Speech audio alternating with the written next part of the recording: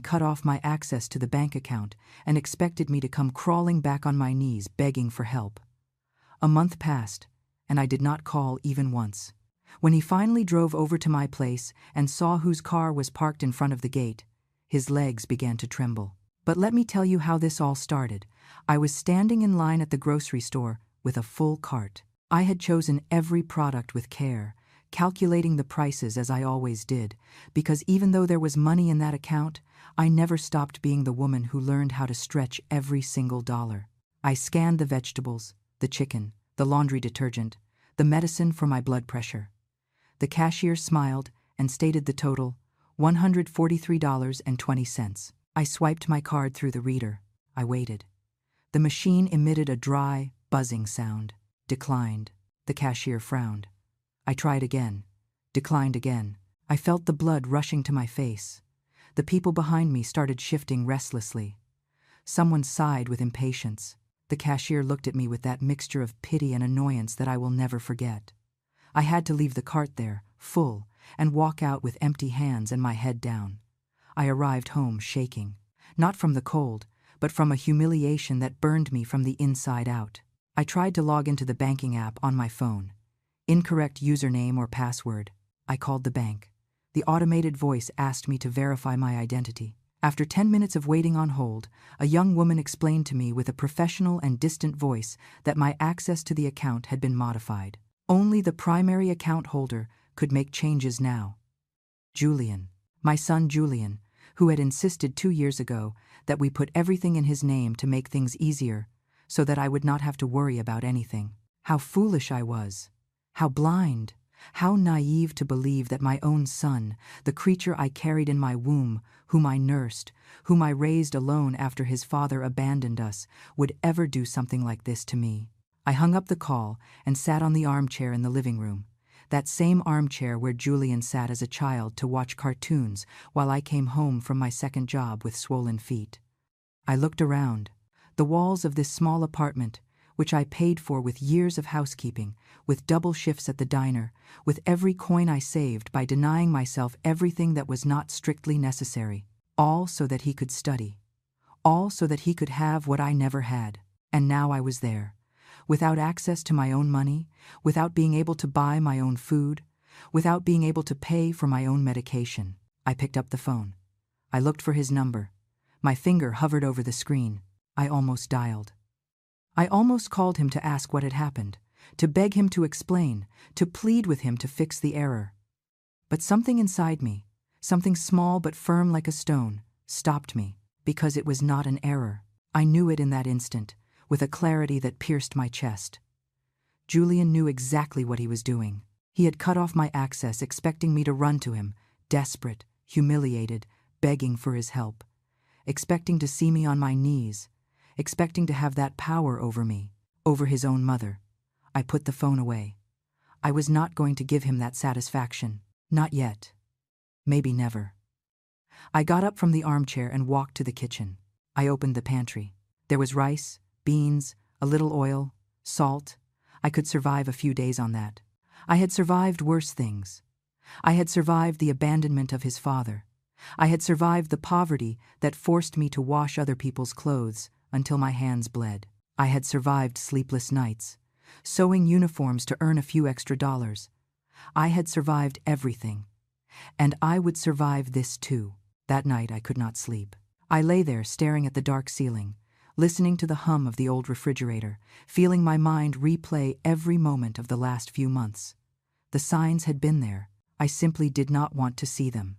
The visits that became more and more spaced out, the calls that became shorter, colder, the way Julian averted his gaze when I spoke, the way his wife, that woman who never looked at me with true affection, smiled smugly every time she saw me. The forgotten birthdays, the broken promises, the Mother's Day that passed without a single word from him. I remembered the last time I went to his house, 3 months ago. I had baked his favorite cake, that chocolate one I made when he was a child that always brought a smile to his face. I rang the doorbell. His wife opened the door with an annoyed expression. She told me they were busy, that I should have called ahead, that it was not a good time. I saw Julian behind her in the spacious living room of that house that I helped pay for when he was starting out. He did not get up. He did not come to greet me. He only raised his hand in a vague gesture and went back to looking at his phone. I stood there on the threshold, holding that cake like an idiot, feeling the rejection hit me in the chest. I murmured an apology and left. I walked the 4 blocks to the bus stop with the cake in my hands and tears stinging my eyes. But even then, even after that humiliation, I had found excuses. They are stressed. They have a lot of responsibilities. Life is hard for them too. What stupidity! What tremendous stupidity of mine to justify the unjustifiable, to swallow the pain and call it love, to accept crumbs and call them enough. Now, lying in my bed in the dark, I understood the truth. Julian had not cut off my access to the account by mistake or by carelessness. He had done it because he wanted control, because he wanted to see me weak, because at some point in his life, my son, my boy, had become someone capable of punishing his own mother for the simple fact of existing. I closed my eyes and an image appeared in my mind.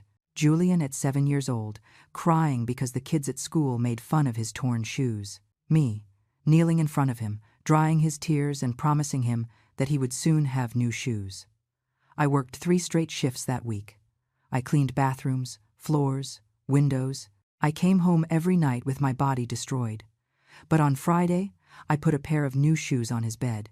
He jumped with joy. He hugged me. He told me I was the best mom in the world.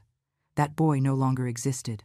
The man he had become was a stranger, a cruel stranger.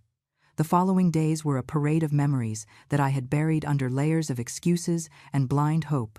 Every time I closed my eyes, a different scene appeared, one more piece of the puzzle that I had refused to put together. I remembered Christmas last year.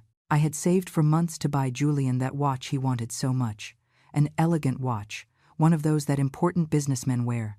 It cost me $300. $300 that meant skipping meals, walking instead of taking the bus, not buying the coat I needed for the winter. I wrapped it with the prettiest paper I found. I arrived at his house on the afternoon of December 24th with the gift in my hands and a nervous smile on my face. His wife opened the door. She looked me up and down with that barely disguised contempt that was already familiar to me. She let me in, but she did not invite me to sit down. I remained standing in the entryway while she shouted toward the 2nd floor that I had arrived. Julian came down the stairs reluctantly, as if my presence were an inconvenience in his perfect day. I gave him the gift. He opened it without looking me in the eyes. When he saw the watch, he barely murmured a dry thank you. His wife leaned in and said they already had 3 identical watches in the drawer. They laughed. Both of them laughed. Julian did not even bother to pretend he liked it. He told me they had plans, that I should go. He did not offer me anything to drink. He did not ask me how I had gotten there. He did not wish me a Merry Christmas. I left that house with my heart broken in pieces, but even so, I told myself that maybe I was being too sensitive, that maybe they really were busy, that maybe I expected too much. Lies. Everything was lies, I told myself, to avoid facing the truth. I also remembered my 63rd birthday. I waited all day for a call, a single call. I kept the phone close to me every second. I checked it every 5 minutes in case I had missed a notification. The call never came. But that night, while I browsed aimlessly through social media to distract myself from the loneliness, I saw the photos. Julian and his wife at a fancy restaurant, smiling, toasting with glasses of wine. The caption said, "Celebrating life and blessings." It was my birthday, and he was celebrating without remembering me. The comments under the photos were from friends congratulating them, asking what they were celebrating. No one mentioned my name. No one knew that it was my birthday that day, because to Julian, I no longer existed. I stared at those photos for hours. My son looked so happy, so free, so relieved not to have to pretend he remembered me. I turned off the phone and cried in the darkness of my room until I ran out of tears. I remembered the day I got sick. It was 6 months ago. A bad flu that left me in bed with a high fever and without strength even to get up for water. I called Julian. It rang 5 times before he answered. His voice sounded annoyed. "Busy, Mom. I'm in an important meeting." I explained to him that I felt very bad, that I could not even get up. There was a long silence. Then he told me to drink hot tea and rest. That was all. He did not come to see me. He did not call back to know how I was doing. He did not send even a text message. It was 5 days of fever. 5 days in which my neighbor, Margaret, a woman I barely knew, was the one who knocked on my door every morning with a thermos of hot soup and medicines she bought with her own money. She, who owed me nothing. She, who had no obligation to me, while my own son did not lift a finger. When I finally recovered and called him to tell him I was better, he responded with a distracted, "That's good, Mom," as if he were talking about the weather. As if I were a distant acquaintance and not the woman who brought him into the world. I remembered the times I asked him for help with simple things. A jar I couldn't open, a light bulb that needed changing on the high ceiling, a heavy piece of furniture that had to be moved. He always had an excuse. He was always busy. It was always tomorrow. "Mom, I can't today." That tomorrow never came. But when he needed money for the down payment on his house, I did not hesitate for a second. I gave him my savings, $12,000 that I had saved for my old age, for emergencies, to feel safe. I gave them to him without thinking twice because he was my son, because I trusted him, because he promised me he would pay them back in 6 months. 3 years have passed, I haven't seen a single dollar back, and now I understood why. Julian never had any intention of paying me back. He knew that I would never claim them from him. He knew that he could take and take without giving anything in return. Because mothers forgive, because mothers forget, because mothers keep loving even when they are treated like garbage. I sat at the kitchen table with a cup of cold tea in my hands. I looked at the walls of this apartment full of memories. Photos of Julian at every stage of his life, his first day of school, his graduation, his wedding. In all the photos I was there, always by his side, always smiling, always proud. But in real life, I had ceased to exist for him a long time ago. The truth hit me with brutal force. Julian had not forgotten me by accident. He was not too busy. It wasn't that life had him absorbed. He had decided to erase me. He had decided that I was a burden, an uncomfortable reminder of his humble past, an embarrassment he preferred to keep far from his new life of success and appearances. And I, like a fool, had allowed every slight.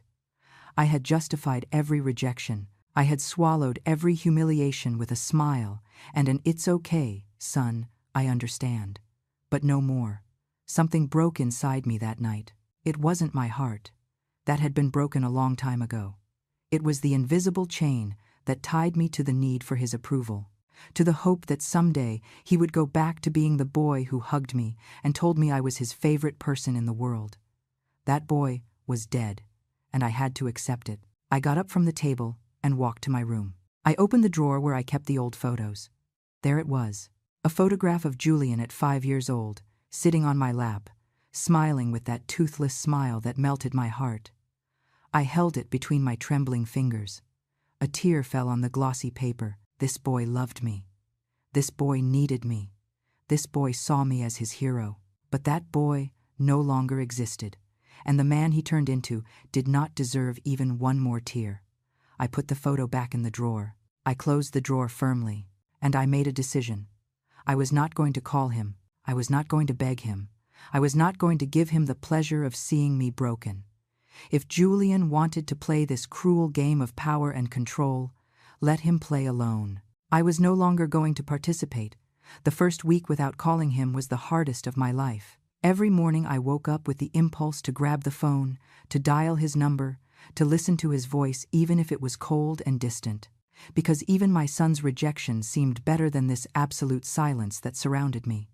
But every time my hand approached the phone, I remembered the humiliation at the supermarket. I remembered his laugh when he saw the watch I gave him. I remembered how he left me sick and alone for 5 days, without even asking if I was still alive. And then I would push the phone away and breathe deeply. The days dragged on, slow and heavy. I sat by the window watching the street. I saw mothers pass by with their children. I saw them laughing together. I saw them hugging. And I felt a pain so deep in my chest that sometimes it was hard to breathe. But I did not call. The rice and beans were running out. I counted what was left. maybe for 4 more days, if I ate small portions. I opened my wallet. $22 in cash. That was all I had in the world. $22 and a son who expected to see me crawling back to him. I sat on the edge of my bed and let reality crash over me like a cold wave. I was alone. Completely alone. At 64 years old. Without money, without access to my account, without anyone to turn to. Fear settled in my stomach like a frozen stone. I could die here, and Julian wouldn't find out until someone reported the smell. I could get sick again, and there would be no one to knock on my door. I could scream, and no one would hear me. The tears began to fall uncontrollably. I cried like I hadn't cried since I was a little girl. I cried for the mother I was. I cried for the sacrifices I made. I cried for the love I gave, and that was never enough. I cried for the woman who was now sitting on this bed, invisible and forgotten. But at some point, in the middle of that heartbreaking crying, something changed. The crying stopped. The tears dried up. And in their place appeared something different. Something I hadn't felt in a long time. Rage. Not the explosive rage that breaks things. Not the rage that screams and curses. It was a cold rage, silent, firm as steel. I got up from the bed. I looked at myself in the vanity mirror. I saw an older woman with a face swollen from crying and red eyes, but I also saw something else. I saw a woman who had survived things that would have destroyed others. I raised a son alone. I worked 3 jobs at the same time. I paid every bill. I kept a roof over our heads. I fed him even when I went without eating. I clothed him, even when I wore old and mended clothes. I built a human being from scratch. I gave him education, values, opportunities, and if I could do all that back then, when I was younger but also poorer and more scared, then I could survive this now. Julian was waiting for my desperate call. He was waiting for me to beg, to plead, to show him that without him I was nothing. But he was wrong. I washed my face with cold water. I combed my hair. I put on the only decent blouse I had left. And I went out to the street. I walked 4 blocks to my neighbor Margaret's house, the same woman who had taken care of me when I was sick. I knocked on her door with my heart beating hard in my chest. She opened it with a warm smile. She invited me in. She made me a coffee without me asking. She sat across from me in her small kitchen and waited for me to speak. I told her everything. I told her about the bank account. I told her about the grocery store.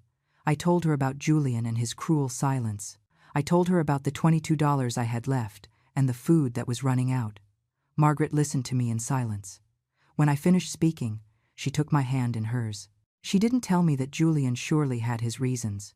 She didn't tell me that children sometimes get confused.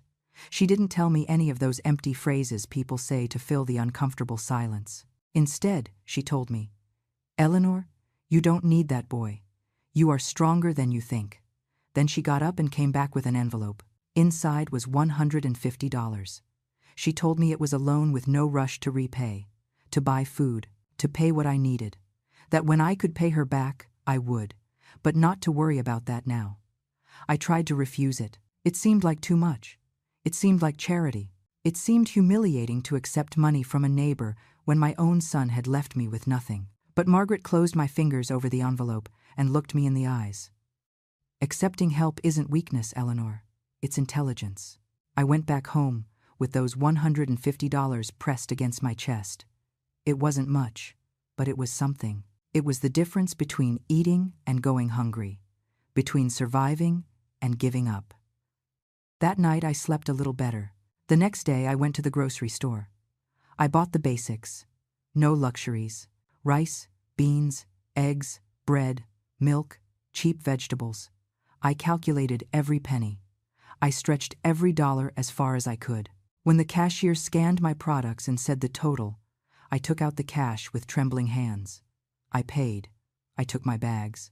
And I walked out of there with my head held high. Small victory, but a victory nonetheless. The following days I established a routine. I got up early. I did gentle exercise at home to stay active. I cooked my meals with care.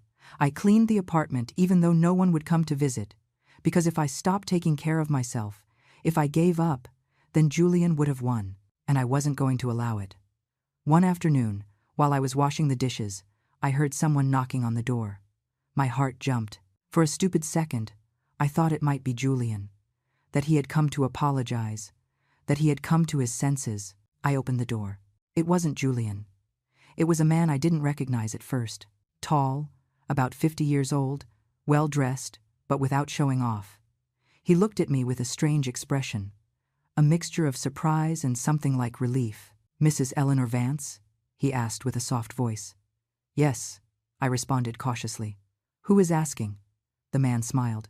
"I don't know if you remember me. I'm Caleb Bennett." The name sounded vaguely familiar, but I couldn't place it. He must have noticed my confusion because he continued speaking. "You helped me 15 years ago.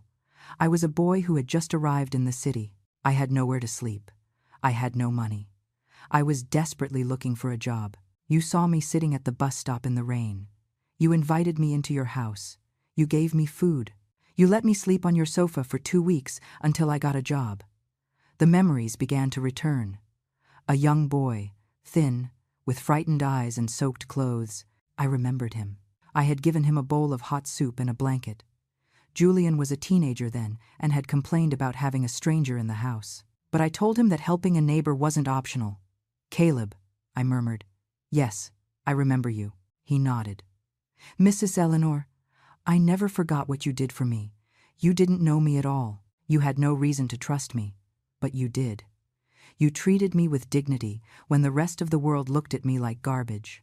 "It was nothing," I said, lowering my gaze. "Anyone would have done the same." "That's not true," he responded firmly. "No one else did. Only you." There was an uncomfortable silence. I didn't know what to say. Caleb continued. "I've been looking for you for months. I wanted to thank you personally. I wanted you to know that thanks to that opportunity you gave me, I was able to build a life. Now I have my own business. I'm doing well. Very well. I'm happy for you," I said sincerely. "But when I finally found you, I started asking some questions. And I found out things that worried me a lot, Mrs. Eleanor." My body tensed. "What things?" "I found out that your son cut off your access to your own accounts, that he left you without resources, that you are going through difficulties." I felt shame burning my cheeks. "That's none of your business," I murmured. "You're right," he said. "It's not my business. But I have a debt to you, a debt I can never fully repay. So let me help you now." "I don't need charity," I responded more harshly than I intended. "It's not charity, Mrs. Eleanor. It's justice." Caleb Bennett didn't wait for my answer. He took a business card out of his wallet and extended it to me. It said, "Caleb Bennett, financial advisor and legal consultant. Tomorrow at 10 in the morning, I have an appointment with a lawyer friend of mine," he said calmly. "I would like you to come with me. We need to review your financial situation. See what options you have, what rights correspond to you." I shook my head. "I don't have money for lawyers." "I'm not charging you anything," he responded. "I'm doing this because I want to, because I must, because 15 years ago you gave me something priceless, dignity and hope. Now let me give you back even a fraction of that." I wanted to refuse. I wanted to tell him I could do it alone. But the truth was that I couldn't. The truth was that I was desperate. And the truth was that maybe, just maybe, this was the sign I had been waiting for, without knowing it. "Okay," I whispered finally. "I'll go." Caleb smiled. "I'll pick you up at 9:30. And, Mrs. Eleanor, this is going to get better, I promise you." He left before I could answer. I remained standing there in the doorway, holding his card between my fingers, feeling that something was changing. I didn't know exactly what, but something was moving in the shadows of my life. That night I almost didn't sleep. I tossed and turned in bed thinking about what a lawyer could do, about what rights I could have, about whether there was any way to recover even something of what Julian had taken from me. At 9 in the morning, I was already dressed and ready. I put on my best dress, the one I saved for special occasions. I applied light makeup. I combed my hair with care. I wanted to look dignified. I wanted to look strong. Caleb arrived punctually in an elegant car. He opened the passenger door for me like a true gentleman. During the ride, he asked me basic things. How had I been these years? Was I still living in the same apartment? Did I need anything urgent? I told him the essentials. I didn't go into details about Julian. It still hurt too much to talk about that naturally. We arrived at a modern building downtown. We went up to the 5th floor. The office was spacious and bright. On the door it said, Arthur Richardson, family and estate attorney. A man of about 60, with gray hair and a kind look, received us with a warm smile.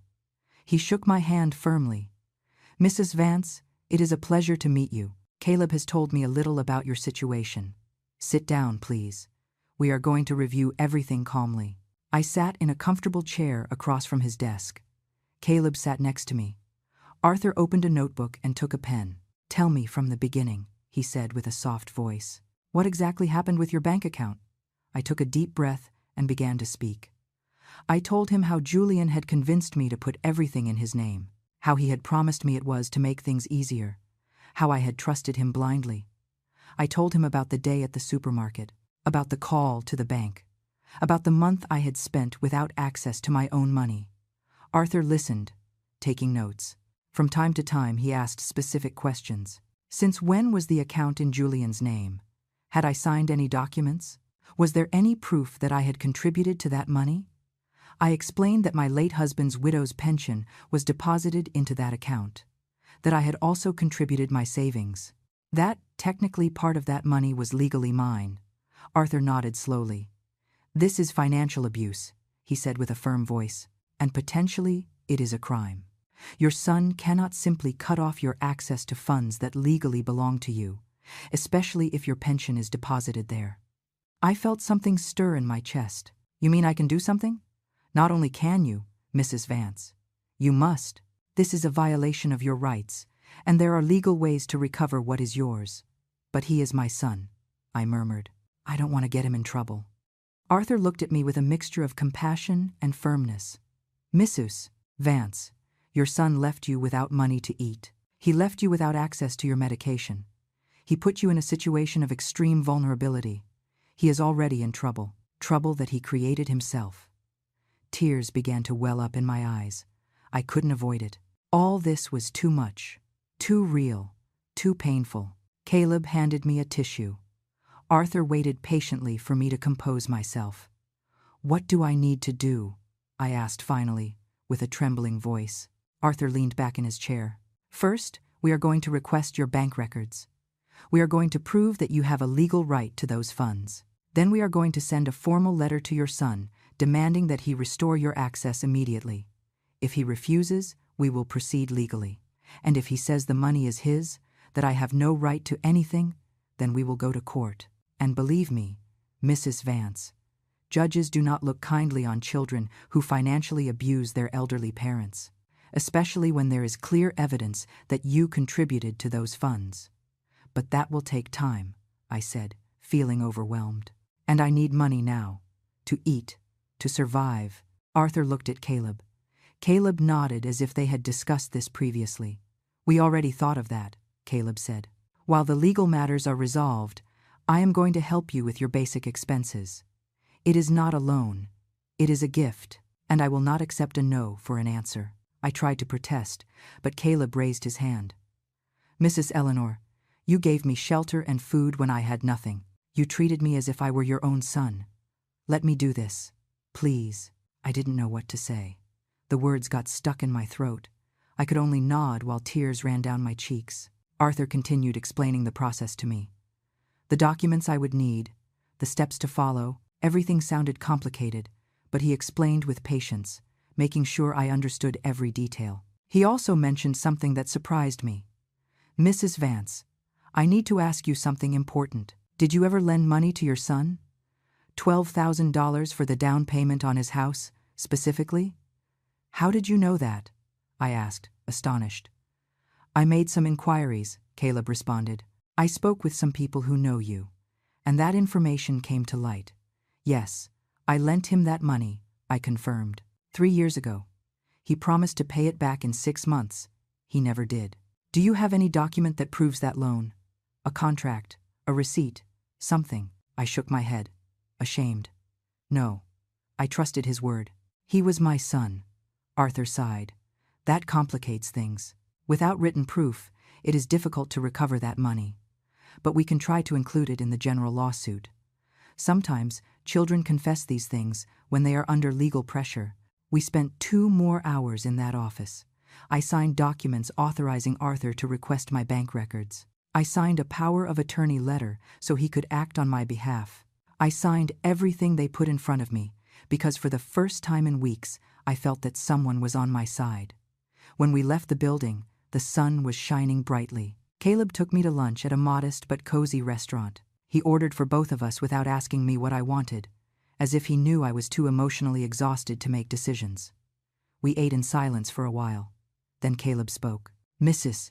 Eleanor, I know this is difficult. I know that confronting your son legally is probably the last thing you wanted to do in life. It is," I admitted. "I never thought it would come to this. But you deserve respect, you deserve dignity, and you deserve to have access to your own money. What Julian did is not only cruel, it is illegal." "I know," I whispered, "but he is still my son, and you are still his mother, a mother who sacrificed everything for him, a mother who deserves something better than this." We finished eating. Caleb paid the bill despite my protests. Then he handed me an envelope. "There are $2,000 in there," he said before I could speak. "Use them for whatever you need. Food, medicine, bills, whatever. And don't worry about paying them back. When this is resolved and you recover your money, if you want to give me something, fine.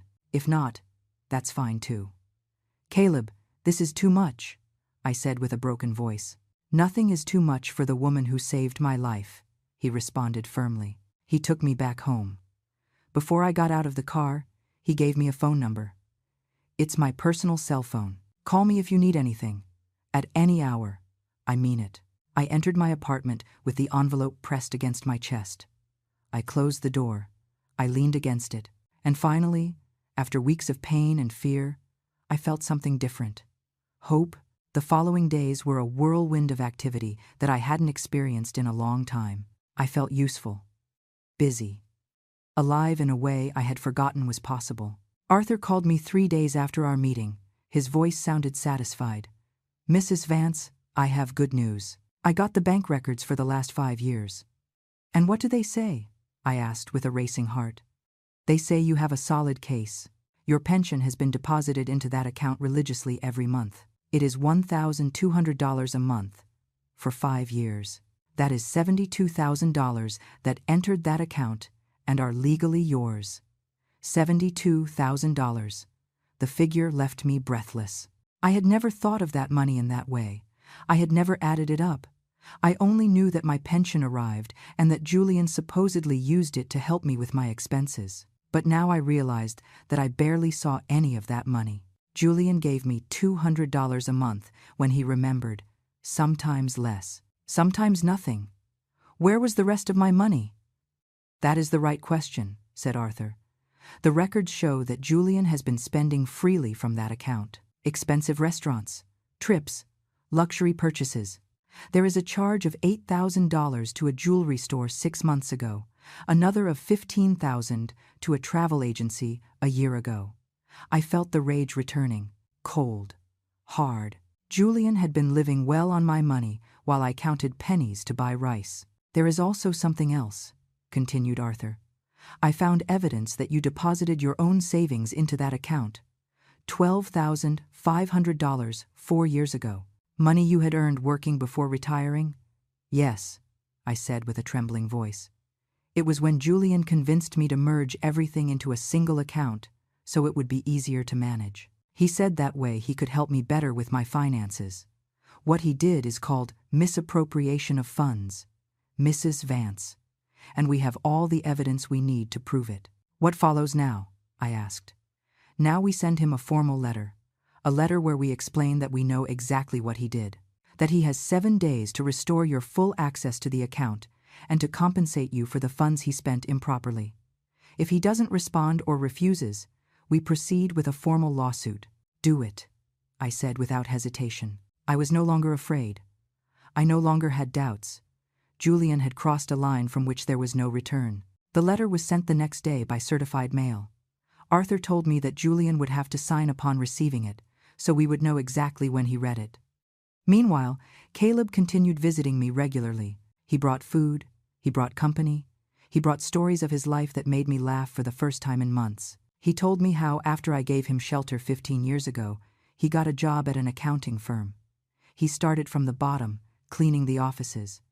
But he was smart and observant. He learned. He studied at night. He got certifications. He moved up the ranks. Now he had his own financial consulting firm. He had employees. He had important clients. He had a life that seemed like it came out of a dream. And it all started because you gave me a chance, he told me one afternoon while we drank coffee in my small kitchen. Because you saw me as a human being when everyone else saw me as a problem. I only did the right thing, I responded, feeling uncomfortable with so much gratitude. Exactly, he said. You did the right thing. Now let me do the right thing too. A week later, Arthur called me with urgency in his voice. Mrs. Vance, Julian received the letter 3 days ago, and today he responded. What did he say? I asked, feeling my stomach tighten. He is furious. He sent a letter from his own lawyer saying that all the money in that account is legally his because the account is in his name, that you have no right to those funds, that if we insist on this, he will countersue for defamation. It is a common intimidation tactic, continued Arthur, but it is not going to work. We have the evidence. We have the records showing where that money came from, and we have the law on our side. So, what do we do? I asked. We proceed with the formal lawsuit. We go to court, and we are going to win. That night I couldn't sleep, not from fear, but from something different, from the certainty that this was really happening, that I was really confronting my own son, that our relationship, what little remained of it, was about to break completely. But there was no turning back anymore, and, honestly, I didn't want to turn back anymore. Caleb appeared at my door the next day with something unexpected. A new cell phone, more modern than the old one I had. You need a better phone, he said, handing it to me. It's already set up. It already has my number and Arthur's. And I also bought an unlimited data plan so you can call and use the internet without worrying. I tried to refuse it, but he insisted. Besides, he said with a smile, I need you to be able to receive emails because I have something else for you. What is it? I asked, confused. I sat in front of my laptop that he had brought. Caleb opened several documents on the screen. I did a complete investigation of your financial situation, he explained. And I found something interesting. You worked for 25 years for a cleaning company, right? Yes, I confirmed. Until I retired 6 years ago. That company had a retirement fund for its employees. A fund to which you contributed automatically from your salary every month. It is a small amount, but over 25 years it accumulated. I knew nothing about that, I said, surprised. Most employees didn't know, Caleb responded. The company didn't make much effort to inform them, but I investigated. I spoke with them. And it turns out you have $8,500 in that fund that you never claimed. $8,500. Another number that seemed unreal. How is it possible they never told me? I asked. They sent a letter to your address when you retired, but according to their records, the letter was returned, probably because you had already moved to this apartment. Caleb took some forms out of his briefcase. You need to sign these documents to claim that money. The process takes approximately 3 weeks, but that money is yours. Legally, without dispute. I signed the papers with trembling hands. I couldn't believe what was happening. Money that I thought I didn't have. Money that was mine by right. Money that meant independence. But that's not all, continued Caleb. I also checked if you qualify for any assistance programs for seniors, and it turns out you do. There is a state program that can provide you with an additional $200 a month for medical expenses and food. How did I not know anything about this? I asked, feeling overwhelmed. Why didn't anyone tell me, Mrs. Eleanor? Because probably Julian was never interested in finding out. He wanted you to depend on him, to need him, because that gave him power. The following days were of intense paperwork, signatures, forms, documents. Caleb helped me with everything. Arthur, too. Between the two of them, they were building a legal and financial shield around me. And slowly, very slowly, I began to feel different. I began to feel powerful. 2 weeks later, I received an email on my new phone. It was from the cleaning company where I worked.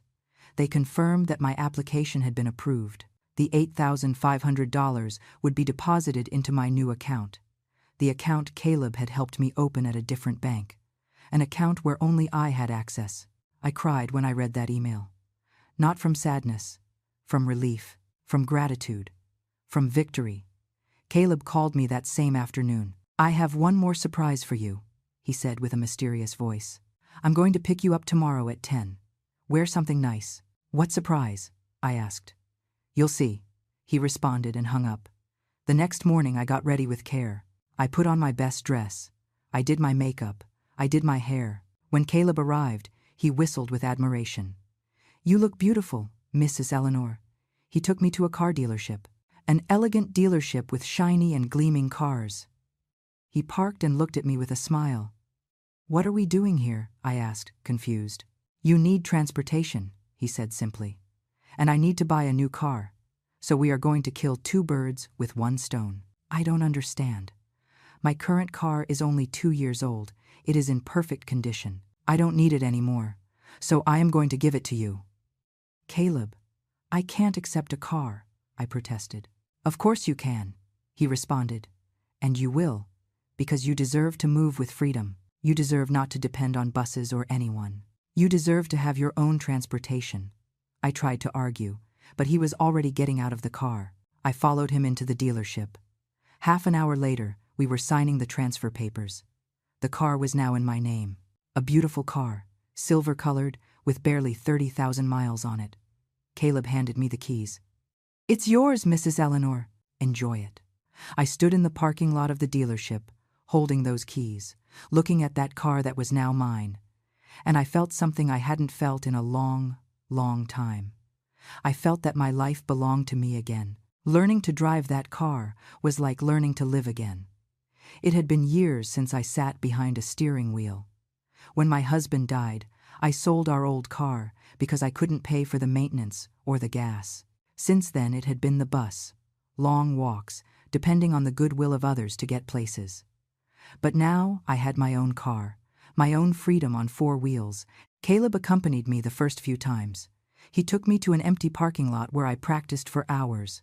Starting, braking, turning, parking. My hands trembled at first. I was afraid of crashing, of scratching the car, of making a mistake. But little by little, muscle memory returned. The movements became more natural. Confidence grew. A week later, I dared to drive alone for the first time. I only went to the grocery store that was 10 blocks from my house, but those 10 blocks felt like crossing a continent. I parked, did my shopping, returned to the car with my bags, and when I got home and turned off the engine, I sat in silence for several minutes, smiling like a fool. I had done it. Alone, without help, without depending on anyone. The days passed and I felt stronger and stronger. The money from the retirement fund had arrived in my account. $8,500 shining on my phone screen every time I checked the banking app. My money, in my account. Under my control. The approval for the state assistance program had also arrived. $200 additional every month.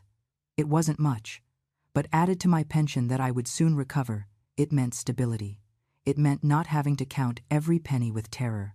Margaret, my neighbor, noticed the change in me. One day she invited me for tea at her house and looked at me with that wise smile that women who have lived a lot have. "You look different, Eleanor," she told me. "You look taller, stronger." "I feel different," I admitted. "I feel as if I had been asleep for years and finally woke up." She nodded. "That is what happens when you stop living for others and start living for yourself." Her words stayed with me. She was right. For decades I had lived for Julian. My decisions, my sacrifices, my dreams, everything had revolved around him. And when he discarded me like garbage, I almost gave up. I almost accepted that without him I was nothing. But now I knew the truth. I had always been something, someone. A woman with self-worth. A woman who didn't need her son's validation to exist. Arthur called me on a Tuesday afternoon. "We have a date for the preliminary hearing," he announced. "It will be in 3 weeks. The judge will review the evidence from both sides and decide if there is merit to proceed to trial. Will we be ready? I asked, with a nervousness I couldn't hide. More than ready, he responded with confidence. We have bank documents, records of deposits, evidence of unauthorized expenses. We have a solid case, Mrs. Vance. Julian has no way to justify what he did. And if the judge doesn't believe us? I asked quietly.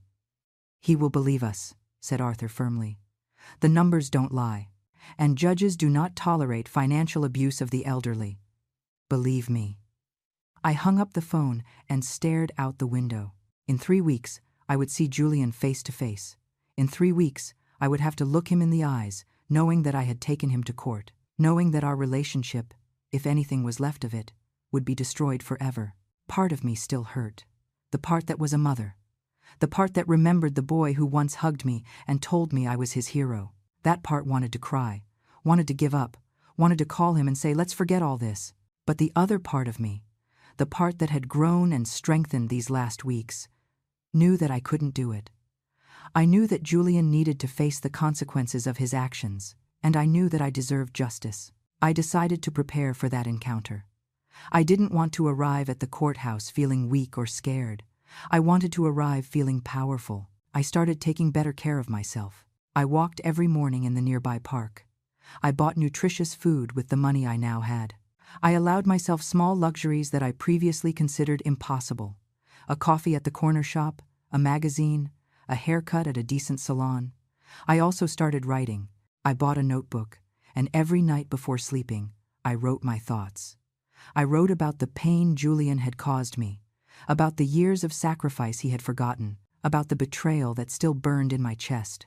But I also wrote about my rebirth, about Caleb and his unexpected loyalty, about Margaret and her generous friendship, about Arthur and his tireless defense, about all the people who had shown me that I did matter. Writing helped me sort out my emotions, to see clearly what had happened and what was happening, to mentally prepare for what was coming. A week before the hearing, Caleb came to visit me with a proposal. Mrs. Eleanor, I know this is going to sound strange, but I want us to rehearse. Rehearse what? I asked, confused. The day of the hearing. Arthur is going to ask you questions. Julian's lawyer, too. I want us to practice your answers, so you feel secure, so they don't catch you by surprise. We spent the whole afternoon rehearsing. Caleb played the role of the hostile lawyer, throwing difficult questions at me, trying to confuse me, to make me doubt. Isn't it true that you gave your son permission to manage that account as he wished? He asked with a hard voice. I gave him permission to help me manage it. I responded with a firm voice. I didn't give him permission to steal my money. How can you call it theft when the account is legally in his name? Because that money came from my pension, from my work, from my savings. The fact that the account is in his name doesn't change whose money that is. Over and over, we went over the possible questions. Over and over, I practiced maintaining calm, maintaining firmness, not letting myself be intimidated. At the end of the afternoon, Caleb smiled. You are going to do very well, Mrs. Eleanor. You are going to surprise everyone in that room. 2 days before the hearing, I did something I hadn't done in weeks. I took out the old photos of Julian, the ones I had kept in the drawer, the ones that showed the smiling boy he once was. I looked at them one by one. Julian at 3 years old, covered in chocolate. Julian at 8, proudly showing his first soccer trophy. Julian at 15, the day of his middle school graduation. Julian at 22, the day he graduated from college. In every photo I was there, behind him, by his side, holding him, applauding him, loving him. But he no longer saw me. He no longer valued me. He no longer loved me the way a son should love his mother. I put the photos back in the drawer. I closed the drawer gently, and I decided I wouldn't take them out again. Not because I wanted to forget, but because I needed to move on. The night before the hearing, I couldn't sleep. I tossed and turned in bed, imagining how it would be, how I would feel seeing Julian after almost 2 months without contact. What expression would be on his face? If he would feel shame, if he would feel regret, if he would feel anything. At 6 in the morning I got up. I showered with hot water, letting the steam fill the bathroom. I dressed in the most elegant suit I had, a gray outfit I had bought at a thrift store, but that looked dignified and professional. I applied makeup carefully. Not too much, just enough to look rested and confident. I combed my hair back into an elegant bun. When I looked in the mirror, I saw a woman I didn't fully recognize. A woman with a straight back, with a steady gaze, with a jaw set in determination. This was me now. No longer the pleading mother. No longer the woman who accepted crumbs. No longer the one who apologized for existing. Caleb arrived promptly at 8. He opened the car door for me with an encouraging smile. Arthur was waiting for us at the entrance of the courthouse with his briefcase full of documents. "Are you ready?" he asked me. I took a deep breath. "I'm ready." We entered the building. Our steps echoed in the marble hallways. The air smelled of old paper and pending justice. And then, turning a corner, I saw him. Julian was standing in front of the courtroom. He was wearing an expensive suit. Beside him was his lawyer, a tall man with a serious expression. And next to him, his wife, looking at me with barely concealed contempt. Our eyes met, and in that moment, when I saw the expression on his face, a mixture of shock, rage, and something like fear, I knew I had made the right decision. I wasn't going to back down. I wasn't going to give up. I wasn't going to give him the pleasure of seeing me broken. I raised my chin. I held his gaze, without blinking, and I walked toward the courtroom with my head held high. The courtroom was smaller than I had imagined. Cream-colored walls, rows of wooden benches, and at the front, the bench where the judge would sit to decide our fate. Arthur guided me to our table. Caleb sat in the first row behind us, his silent presence comforting. On the other side of the room, Julian took a seat next to his lawyer. He didn't look at me again. He kept his eyes front, his jaw tense, his hands clenched on the table. His wife sat behind him, glaring at me, as if I were the villain of this story, as if I were the one who had done something wrong. "All rise," announced the bailiff. The judge entered. A man of about 60, completely white hair, serious expression but not cruel. He sat down and signaled us to do the same. "Case number 47328, he read from his computer. Eleanor Vance versus Julian Vance. Dispute over access to funds and misappropriation. Let's proceed." Arthur stood up. "With your permission, Your Honor, I would like to present my client's situation first." The judge nodded. "Go ahead." Arthur began to speak. His voice was clear, firm, professional. He explained how Julian had convinced me to put the account in his name, how he had cut off my access without notice, how he had left me without resources for basic needs. Then he presented the evidence. The bank records projected on a large screen. The monthly deposits of my pension clearly marked, the excessive withdrawals and expenses Julian had made. "A charge of $8,300 to a jewelry store," pointed out Arthur. "Another of $15,200 to a travel agency. Multiple charges at luxury restaurants, totaling more than $20,000 in the last year. All this while my client survived on rice and beans." The judge studied the documents with attention. He made notes. From time to time he looked up at Julian, who sank lower and lower in his chair. "We also have evidence," continued Arthur, "that Mrs. Vance deposited $12,500 of her own savings into this account 4 years ago. Money she earned working. Money that Mr. Vance has used as if it were his own." Julian's lawyer stood up. "Objection, Your Honor.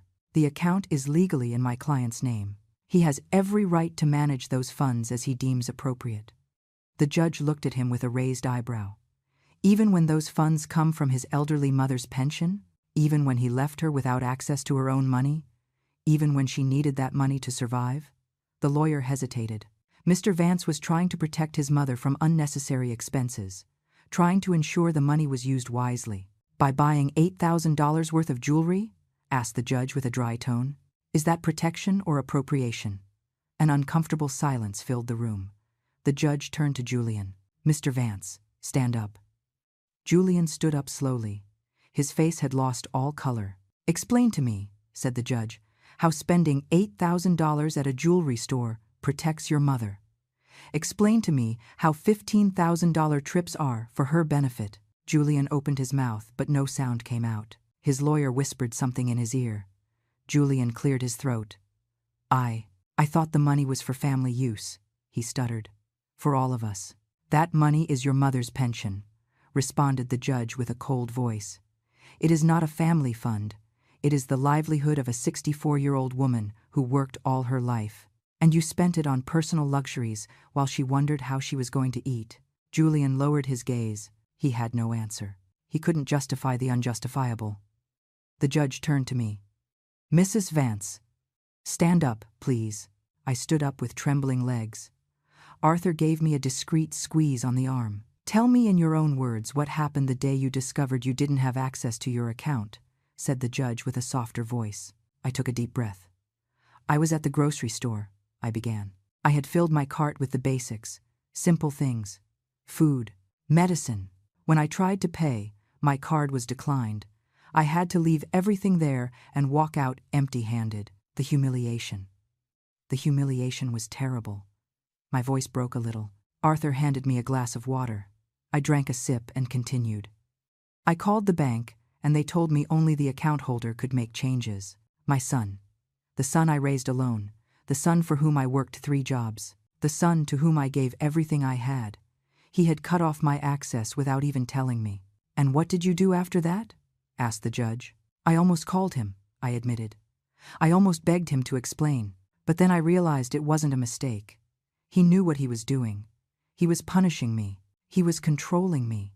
He expected me to come pleading, but he didn't do it. I didn't do it, I said with a firm voice. I wasn't going to give him that satisfaction. The judge nodded with what seemed to be approval. He turned to Julian. Mr. Vance, sit down. Julian dropped into his chair. He looked destroyed, small. The judge reviewed more documents. I see here that you also lent $12,000 to your son 3 years ago for a house down payment. Is that correct, Mrs. Vance? Yes, Your Honor, I confirmed. He promised to pay me back in 6 months. He never did. And do you have any document proving that loan? A signed contract? I shook my head, ashamed. No. I trusted his word. He was my son. The judge looked at Julian sternly. Mr. Vance, is it true that your mother lent you that amount? Julian hesitated. His lawyer whispered something urgently. Finally, he nodded. Yes, it's true, and I intended to return it. Another silence. Things got complicated, murmured Julian.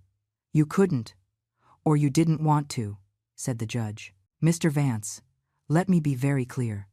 What you did is not only morally reprehensible, it is legally questionable. Cutting off an elderly woman's access to her own pension, spending those funds on personal luxuries, and then having the nerve to say it was to protect her. That borders on financial elder abuse, a serious offense in this state. Julian's lawyer stood up quickly. Your Honor, my client is willing to reach an agreement, to restore Mrs. Vance's access immediately, to compensate her for any inconvenience. Arthur stood up. With all due respect, Your Honor, a simple restoration of access is not enough. My client demands compensation for the improperly spent funds. She demands immediate repayment of the $12,000 lent, and she demands that her name be removed from any joint account with Mr. Vance to prevent future abuse. The judge considered this. Mr. Vance, stand up again. Julian stood up with difficulty. He looked about to collapse. Do you have the financial capacity to compensate your mother for the funds you spent from her pension? Asked the judge. Julian looked at his lawyer desperately. I would need time. I don't have that amount liquid right now. How much of your mother's pension did you spend in the last year? Asked the judge, reviewing the documents. Approximately $40,000, according to these records. Money that should have been for her sustenance. Julian did not answer. His wife behind him looked pale, finally understanding the magnitude of what they had done. The judge took off his glasses and looked at both of us.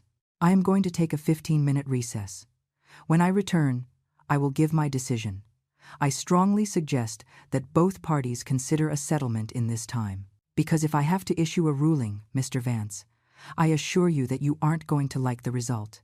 He got up and left the room. We all stood up. Arthur turned to me. You are doing perfectly, Mrs. Eleanor. Stay firm. On the other side of the room, Julian's lawyer was speaking urgently with him and his wife. I saw how they gestured, how they argued in furious whispers. Then Julian got up. He walked slowly toward our table. Arthur and Caleb tensed, ready to intervene if necessary. But Julian didn't come with aggression. He came with defeat. "Mom," he said with a hoarse voice. His voice sounded strange, as if he hadn't spoken that word in a long time. I looked at him expressionlessly. I said nothing. I just waited. I need to talk to you. Alone. Please." Arthur was about to object, but I raised my hand. "It's okay." We went out into the hallway. We stood facing each other, my son and I, united by blood, but separated by an abyss of pain and betrayal. "I'm sorry," he said finally. Tears began to form in his eyes. "I'm so sorry. Mom, I don't know what happened to me. How did I get to this?" I looked at him in silence. Part of me wanted to hug him. Part of me wanted to tell him everything was okay. But it wasn't. And I wasn't going to lie. "You know what you did to me," I said with a calm but firm voice. "You didn't just take the money. You took my dignity. You made me feel like I was worth nothing, that I was a burden. You waited for me to come crawling to beg you." Julian sobbed. "I didn't mean to. Things got out of control." "You had control," I responded. "Control over my money, control over my life, and you used it to hurt me. How can I fix this?" he asked desperately. I looked him straight in the eyes. "You are going to restore my access right now. You are going to pay me the $12,000 I lent you within 6 months, or you will sell whatever you have to sell, and you are going to compensate me with $20,000 for the funds you spent from my pension. Or we go back in there, and I let the judge decide. And I assure you, he will be less generous than me." Julian paled. $20,000, Mom, I don't have it." "Then sell it," I said sharply. "Sell your luxury car, sell your jewelry, sell what you bought with my money. You give me 6 months for the $20,000 and 6 months for the $12,000. Or we see each other in court. You decide." Julian wiped his tears. His hands were shaking. "Okay, I'll do it. I promise." "Your promises mean nothing to me anymore, Julian," I said with sadness. "But legal documents do. Arthur is going to prepare an agreement. You are going to sign it. And if you breach it, you will lose much more than money." We returned to the courtroom. Julian spoke with his lawyer. When the judge returned, Arthur announced that we had reached an agreement. The judge listened to the terms. He nodded with approval. "That seems fair to me. Prepare the documents. I want them signed before you leave this building." An hour later, everything was signed and notarized. Julian avoided my gaze. His wife ignored me completely. I walked out of the courthouse with my head held high. I had won, not just the money. I had won my dignity back. The days after the hearing were strange, silent in a different way. It wasn't the heavy silence of loneliness and abandonment I had felt before. It was a silence of peace, of quiet victory, of knowing I had done the right thing. 2 days after the trial, I received a notification from my bank. My access had been completely restored. I opened the app on my phone, and there it was. My account, my money, my control. There were $11,200 in the account. It wasn't all that should have been there. Julian had spent so much, but it was a start. And with the payments he would have to make, eventually I would recover what belonged to me. The first thing I did was transfer all that money to my new personal account, the account where only I had access, where no one could touch a penny without my permission. Then I closed the joint account with Julian forever. That afternoon, Margaret came to visit me with a cake she had baked. She sat with me at my small kitchen table and looked at me with those wise eyes that had seen so much in life. "You did it," she said simply. "You reclaimed your life." "Yes," I responded, feeling tears threatening to come out. "I did it. But it feels weird, like I won something, but I also lost something." "You lost the illusion," said Margaret softly. "The illusion that your son was who you thought he was. And that hurts. It always hurts. But it is better to live in painful truth than in comfortable lies." She was right. I had been living in a lie for years, pretending Julian still loved me, pretending his coldness was temporary, pretending things would go back to how they were before, but now I lived in the truth. And although it hurt, it was also liberating.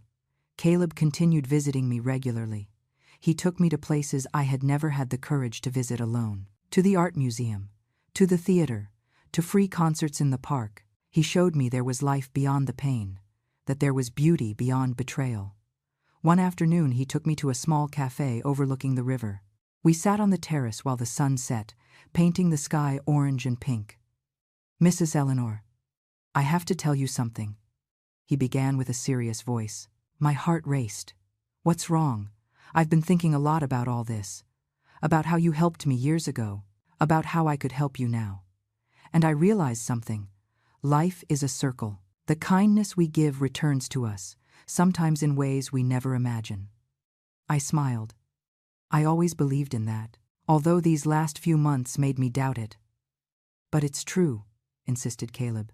"You gave me shelter when I had nothing. And look now. I could give you back some of that when you needed it. That's how the universe works. Kindness is never lost." His words touched me deeply.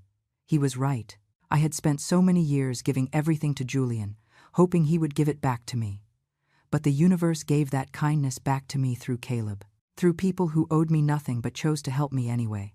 3 weeks after the hearing, Julian made his first payment, $5,000 deposited into my account. No message came with the deposit. No note. No additional apology. Just the money. It was enough for now. I used part of that money to pay Margaret back the $150 she had lent me when I needed it most. She tried to refuse, but I insisted. "You helped me when no one else did," I told her, putting the money in her hands. "Let me do this, please." She finally accepted with tears in her eyes. "You are a good woman, Eleanor.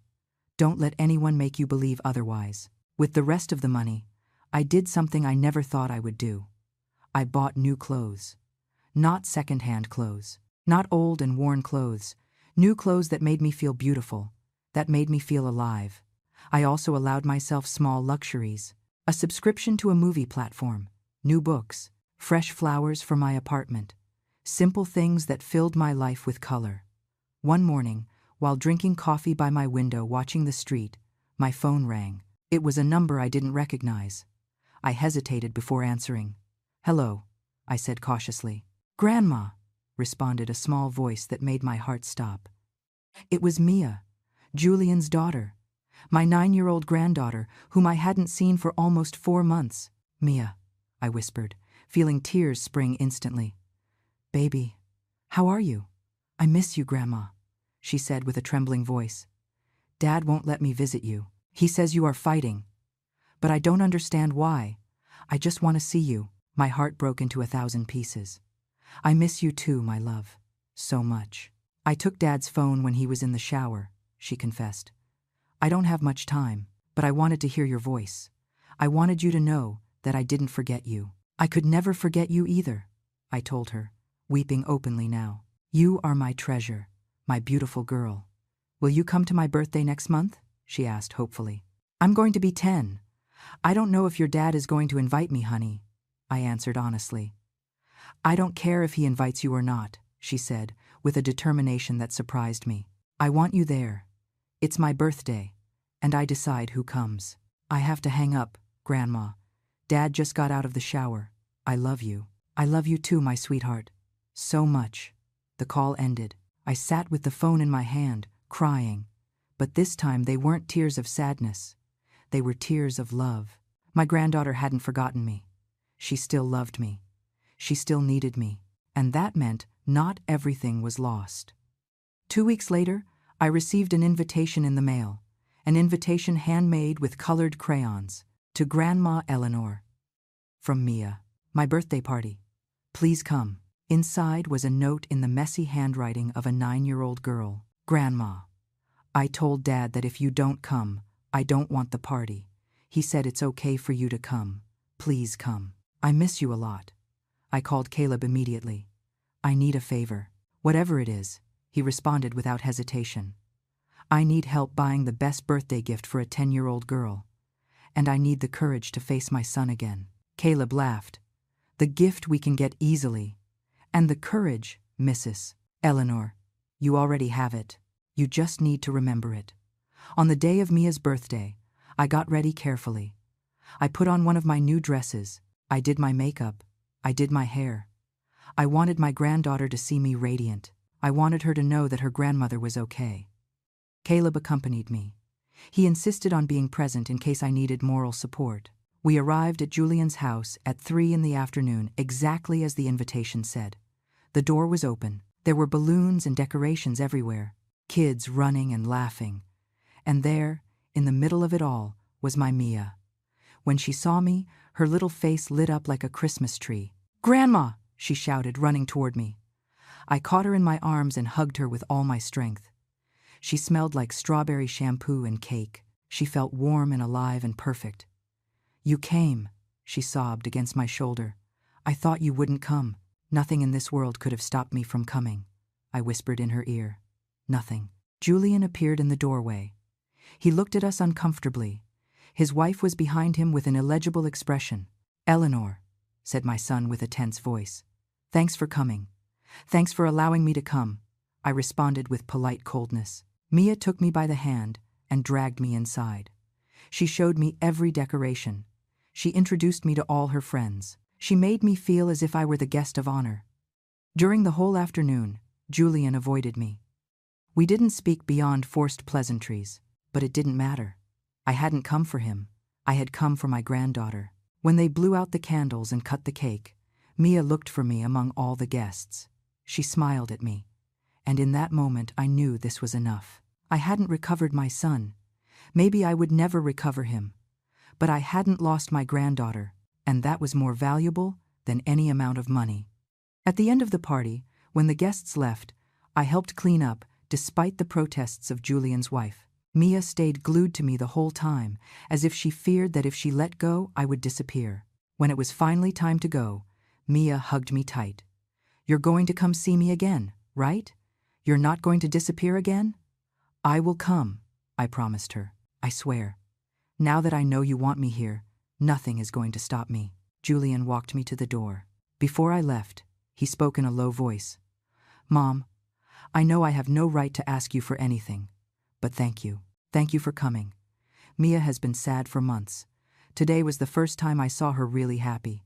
"She shouldn't pay for our mistakes," I responded. "Children should never pay for the mistakes of adults." "You're right," he murmured. "Listen, I know things between us are never going to be like before. I understand. I accept it. But Mia needs you, so if you want to visit her, you are welcome. Always." I nodded. It wasn't a full apology.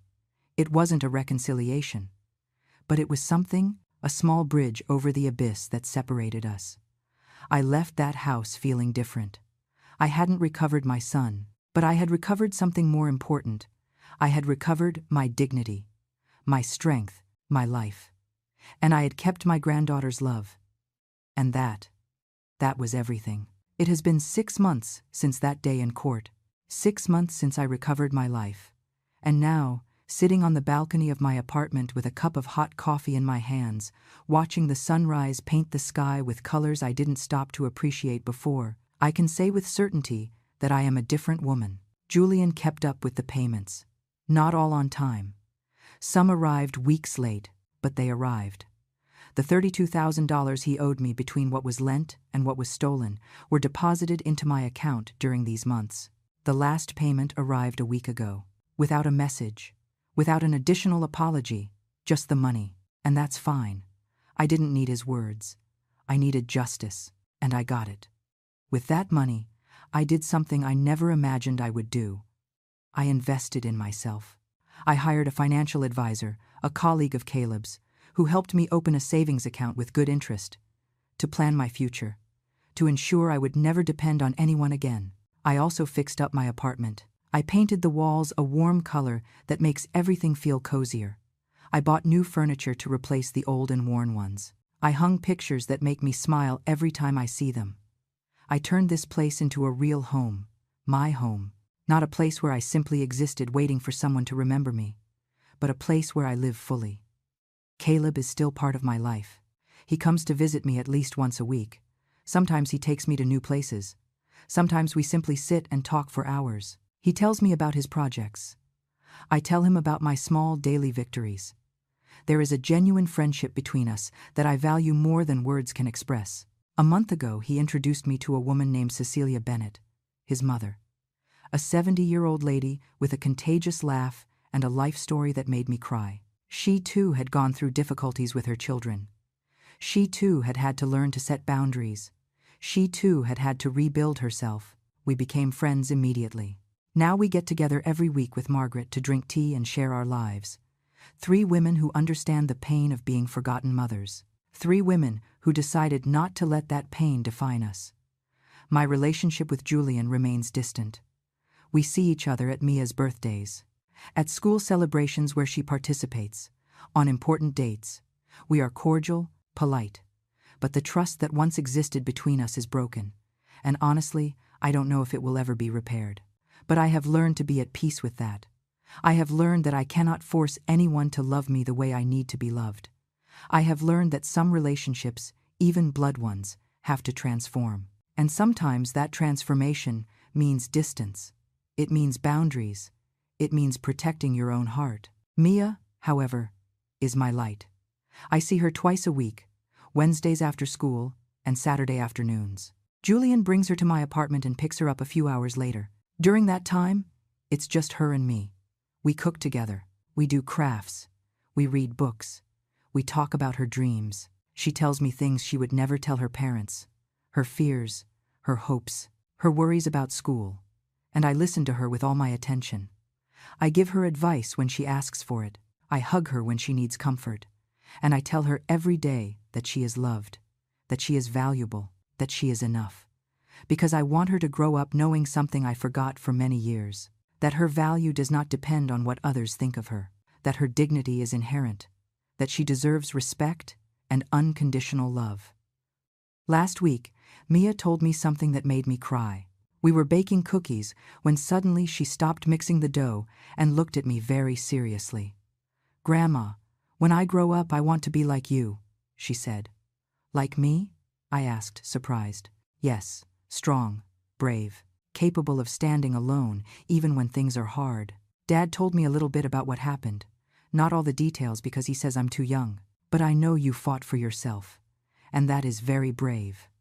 I hugged her tight, feeling my heart expand in my chest. "You are already brave, my love. More than you think. I have started doing things I always wanted to do, but never allowed myself. I signed up for a painting class at the community center. I discovered I have a certain talent for landscapes. My paintings aren't masterpieces, but they fill me with joy every time I finish one. I also started writing, not just in my private notebook, but stories. Stories about women like me, women who were forgotten but found themselves, women who rose from the ashes of their pain and built something beautiful. Cecilia convinced me to share one of my stories at a writing group for seniors that meets at the library. I was terrified, but I did it. And when I finished reading, there were tears in the eyes of several people. They told me my story had touched their hearts, that they saw themselves reflected in it, and I realized something powerful. My pain wasn't just mine. My story wasn't unique. There were thousands, maybe millions of women like me. Women who gave everything for their families only to be discarded when they were no longer convenient. Women who deserved to be heard, to be validated, to be honored. 2 weeks ago, I did something I never thought I would do. I donated $5,000 to a shelter for elderly women in abandoned situations. Women who didn't have the luck I had, who didn't have a Caleb appear in their lives, who didn't have an Arthur to fight for them. When I handed over the check, the shelter director hugged me with tears in her eyes. "You don't know how many lives you are going to change with this," she told me. But I did know, because someone changed mine. And now, it was my turn to do the same for others. Yesterday afternoon, I was watering the plants on my balcony when the doorbell rang. I opened the door, and there was Julian. Alone. Without Mia. Without prior notice. "Can we talk?" he asked with a soft voice. I let him in. I offered him coffee. We sat in my new living room with an uncomfortable distance between us. "Mom," he started, and then stopped. He cleared his throat. He tried again. "I've been going to therapy. Since the trial," my wife insisted. "And I've been working on a lot of things. I'm glad. I said sincerely.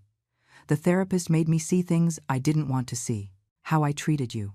How I used you. How I took for granted everything you did for me. And I want you to know that I am ashamed. Deeply ashamed. It's okay, I said, although I wasn't sure it was. No, it's not okay, he responded with a broken voice. Nothing I did is okay. I treated you worse than a stranger, worse than anyone. And you are my mother, the woman who sacrificed everything for me. Tears ran down his face now. I don't know if someday you can forgive me, and I would understand if you can't, but I needed to tell you that I'm sorry, truly, and that I'm going to spend the rest of my life trying to be better, to be the son you deserved from the beginning. I said nothing for a long moment. I just watched him cry. I watched the man he had become, finally facing what he had done. Julian, I said finally, I don't know if things between us will ever be like before. Honestly, I don't think they can be. There are things that once broken cannot be completely repaired. But I appreciate your apology, and I appreciate that you are working on yourself. He nodded, wiping his tears. That's all I can ask. He stayed for another hour. We talked about superficial things, about the weather, about Mia and her school performance, about his work. It was strange, but not terrible. And when he left, he hugged me. A clumsy and uncomfortable hug, but a hug nonetheless. I don't know what the future holds for our relationship. I don't know if we will ever be close again, but I know that I am going to be okay regardless of what happens, because I finally learned the most important lesson of my life. My value does not depend on how others treat me. My dignity is not subject to anyone's approval. My life belongs to me, and I am enough. I always was. This morning I woke up with the sun coming through my window. I made my favorite coffee. I sat on my new balcony, and I smiled. I smiled because I am alive, because I have a roof over my head that I paid for with my own effort, because I have food in my pantry and money in my account, because I have true friends who value me, because I have a granddaughter who loves me unconditionally. I smiled because I survived. And not only did I survive, I was reborn. I am Eleanor Vance. I am 64 years old, and my life is just beginning. To all the women reading this, who perhaps see themselves reflected in my story, I want to tell you something. If someone makes you feel invisible, if someone discards you as if you were worth nothing, if someone abuses your kindness and your love, remember this: you are valuable, you matter, and you deserve to be treated with dignity and respect. Don't be afraid to set boundaries.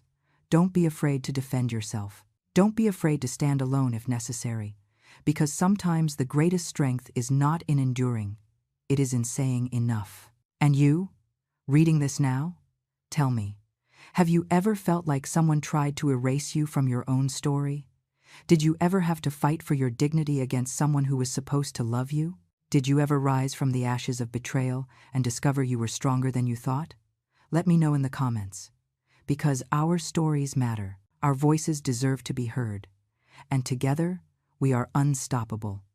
Thank you for listening to my story. Thank you for being here. And always remember, it is never too late to reclaim your life. It is never too late to bloom. It is never too late to be who you were always meant to be. With love,